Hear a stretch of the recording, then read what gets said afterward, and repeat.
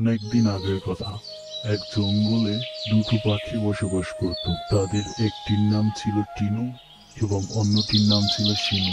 টিনু আর শিনু একই গাছে বসবাস করত। তাদের বন্ধুত্ব ছিল খুবই ভালো। একদিন টিনুর শরীর খুব অসুস্থ হয়ে পড়ে। তারপর শিনু তার জন্য যায় খাবার জোগাড় করতে। সে চারিদিক খাবার খুঁজতে থাকে, কিন্তু সে অনেক খোঁজার পরও কোনো খাবারের সন্ধান পায়নি।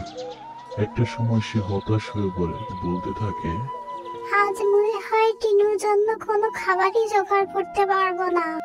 সে গম্ভীর হয়ে কিছুক্ষণ একটা গাছের ডালে বসে থাকে এবং মনে মনে ভাবে কোনো বসত বাড়ির কাছে গেলে হয়তো খাবার পেতে পারে। তাই সে তাড়াতাড়ি করে উঠতে শুরু করে, যাতে সে জঙ্গলটা খুব তাড়াতাড়ি পার করে কোনো গ্রামে পৌঁছাতে পারে।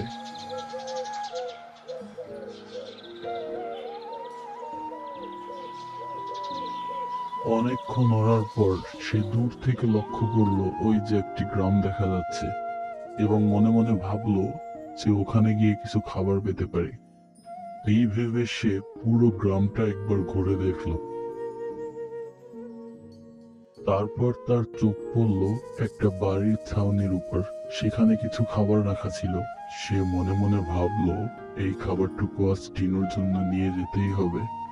সে ছাউনির উপরে নামলো এবং বাড়ির মালিককে ডাকাডাকি শুরু করলো।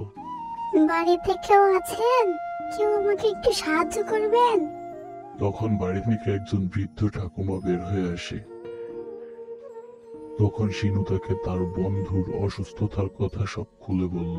আমি অনেক দূর থেকে এসেছি, দয়া করে আমাকে একটু সাহায্য করবে। আমার বন্ধুর শরীর খুব খারাপ। তখন সেই ঠাকুমার অনেক দয়া হলো। তখন সে সেই খাবার সংগ্রহ করে এবং জঙ্গলে ফিরে যাওয়ার প্রস্তুতি নেয়।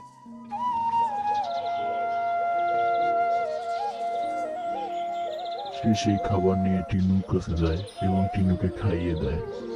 তুমি খুব তাড়াতাড়ি সুস্থ হয়ে